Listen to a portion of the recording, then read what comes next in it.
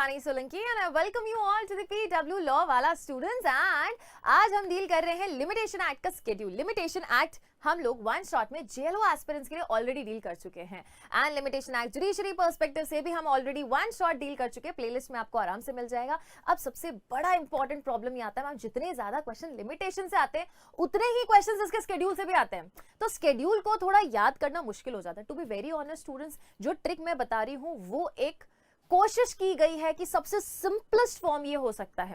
उसके बाद भी ध्यान रखना स्टूडेंट्स, आपको यहाँ पे थोड़ी मेहनत करनी पड़ेगी। मैं सही बताऊं आपको तो आपको मेहनत लास्ट पार्ट में, दैट इज एप्लीकेशंस के मामले में करनी पड़ेगी। बिलीव मी स्टूडेंट्स, थोड़े एफर्ट्स लेके ये स्केड्यूल याद करोगे तो आपको नंबर मिलेंगे, बिकॉज जनरली स्टूडेंट्स स्केड्यूल को छोड़ देते हैं। लेकिन ये स्केड्यूल अगर आप रोज थोड़ा मैं कहूं तो देखते जाएंगे या उसके ऊपर थोड़ी नजर रखेंगे स्टूडेंट्स, तो ईजी हो जाएगा, क्योंकि यहां से क्वेश्चंस आते हैं। या तो इस पर्टिकुलर पॉइंट से आप क्वेश्चन अटेम्प्ट कर पाओगे या बिल्कुल नहीं कर पाओगे अगर आपने स्केड्यूल को पूरा ही निग्लेक्ट कर दिया। So without wasting any time, let's begin with the session and see कि क्या वो डेवलप कर सकते हैं हम ट्रिक। सबसे पहले तो स्टूडेंट्स हमें यह समझना है कि जब हम लिमिटेशन के स्केड्यूल की बात करते हैं तो हमारे पास उस स्केड्यूल में तीन इंपॉर्टेंट डिवीजन है। सबसे पहले वो डिवीजन याद करते हैं। फर्स्ट डिवीजन किससे डील करता है स्टूडेंट्स? फर्स्ट डिवीजन डील करता है सूट से। सेकंड डिवीजन किससे डील करता है? सेकंड डिवीजन डील करता है हमारे अपील से। एंड थर्ड डिवीजन डील करता है हमारे एप्लीकेशन से। तीन मोटी चीजें हैं, तीन इन चीजों से रिलेटेड ही हमें टाइम पीरियड दे रखा है। अब सूट क्या होता है स्टूडेंट्स? सूट हमारा डिफाइंड है लिमिटेशन एक्ट में। एप्लीकेशन क्या है? ये भी डिफाइंड है हमारे लिमिटेशन एक्ट में। अब हमें अगला पॉइंट जो याद रखना है, दैट इज इसका बाइफिकेशन करेंगे आर्टिकल नंबर वाइज। क्या डील करेंगे स्टूडेंट्स? आर्टिकल। और कोई चीज आर्टिकल होती है, कोई चीज सेक्शन होती है, इसके बारे में हम ऑलरेडी पढ़ चुके हैं। सेक्शन क्या होता है, आर्टिकल क्या होता है। बेसिकली आर्टिकल वो मेजर मैं कहूं सेगमेंट होता है जहां से दूसरे लॉज क्या होते हैं, फ्लो होते हैं। तो मैम फिर ये लिमिटेशन एक्ट में इनको आर्टिकल क्यों बोला है? क्योंकि स्टूडेंट्स ये हमारे बहुत सारे लॉज के ऊपर अप्लाई होते हैं, चाहे वो मेजर लॉ है या माइनर लॉ है। ठीक है, क्लियर है? सो सबसे पहले स्टूडेंट्स अगर हम डिवीजन देखें इसका, तो फर्स्ट सूट कहां से कहां तक है? आर्टिकल 1 से लेके 113, इतना याद करो। फिर डील करेंगे अपील से 114 से लेके 117। फिर आता है एप्लीकेशन, दैट इज 118 से लेके 137। मैं सही बताऊं स्टूडेंट्स तो ये वाला जो सेगमेंट आपका रहने वाला है, दिस पॉइंट, ये थोड़ा डाइसी रहने वाला है। ये थोड़ा आपको यहाँ पे मेहनत करनी पड़ेगी। मैं सही बताऊं स्टूडेंट्स, आर्टिकल नंबर आपको बिल्कुल याद करने की जरूरत नहीं है, बिकॉज जनरली जो हमने जेएलओ में देखा या अदर स्टेट जुडिशरी में देखा, आर्टिकल से सवाल नहीं आते हैं।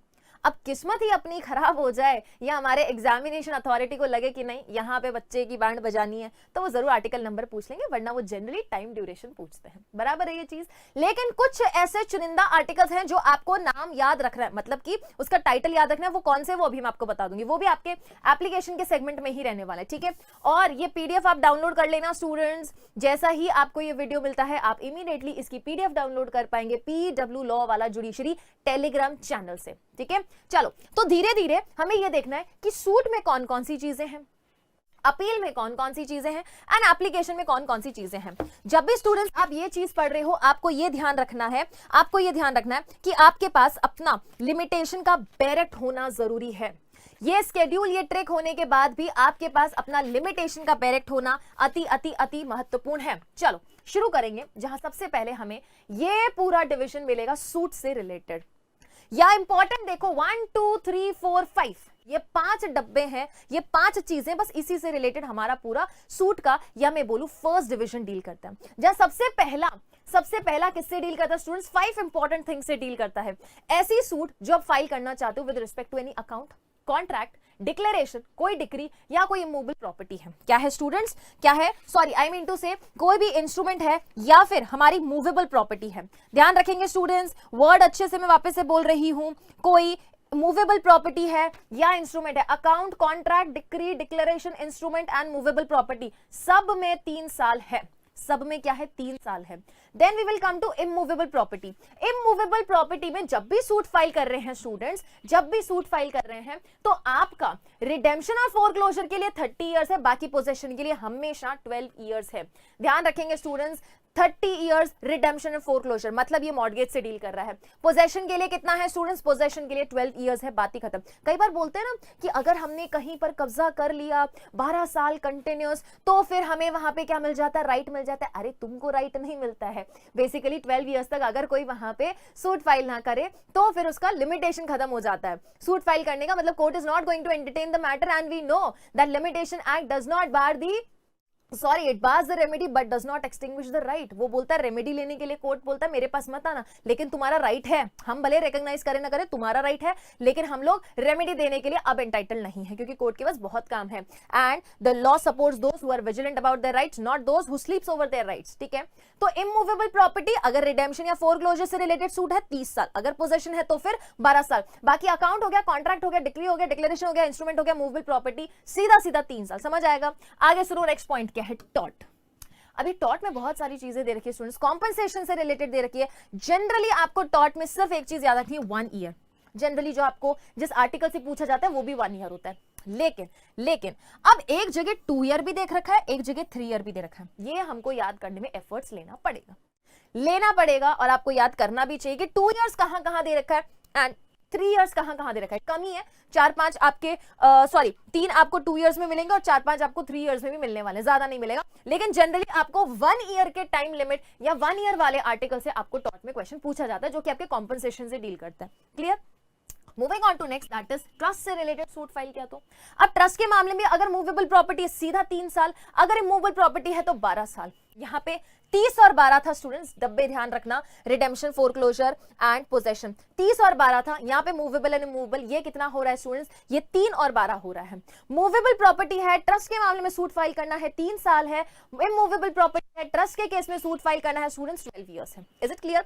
Moving on to next, that is section number 113, जो मैंने आपको लिमिटेशन एक्ट में बहुत अच्छे से समझाया, पीवाईक्यूज करते हुए समझाया कि 113 वो आपका आर्टिकल है जो बोलता है कोई अदर ऐसी सूट रहेगी जिसके बारे में स्केड्यूल में मेंशन्ड ही नहीं है टाइम पीरियड, तो फिर क्या रहेगा स्टूडेंट्स, 3 इयर्स रहेगा। You will read this with section number 137, not 137, section article 137। ठीक है, सेक्शन निकल जाए स्टूडेंट्स तो प्लीज इग्नोर इट। ठीक है, आप इंप्लाइडली उसको यही समझेंगे कि मैंने यहाँ पे आर्टिकल बोला है। ठीक है, is it clear to everybody? चलो आगे चलेंगे, ये आपके सभी के पास होनी चाहिए इस तरीके से। अगर आपको लग रहा है इससे कोई और बेहतरीन ट्रिक है और बेहतर तरीका है तो आप वो भी अपना सकते हैं, लेकिन मुझे ये काफी बेहतर तरीका लगा। ओके, चलो देखो, हर टीचर अपने अपने तरीके से कोई ना कोई जो तरीका है वो डेवलप करके देता है। स्टूडेंट को कोई कन्वीनियंट लगता है, कोई नहीं लगता, या फिर स्टूडेंट अपना खुद का भी एक तरीका निकालता है। ठीक है, moving on to second division जो बात करता है अपील की, कहां से कहां तक है, 114 से 117 है।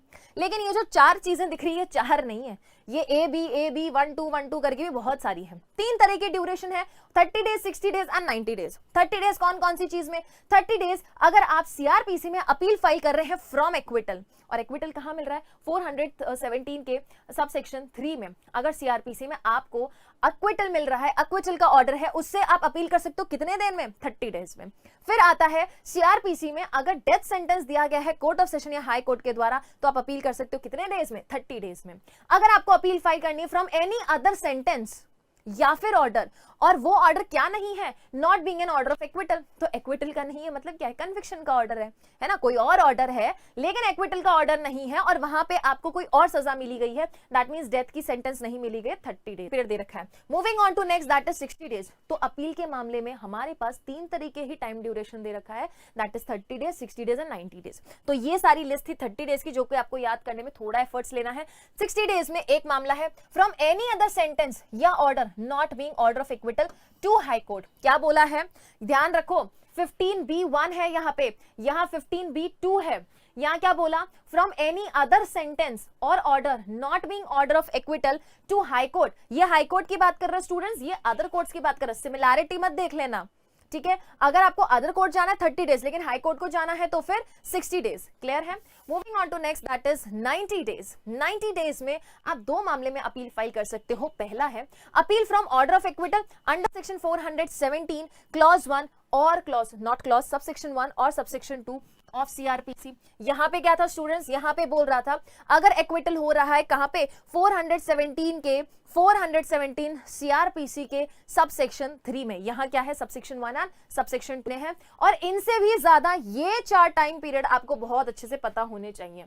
Is it clear students? ये 4 टाइम पीरियड आपको अच्छे से पता होने चाहिए, 30 डेज, 60 डेज, 90 डेज। लेकिन उसके बाद भी 10 डेज, 1 ईयर, 3 ईयर, 12 ईयर।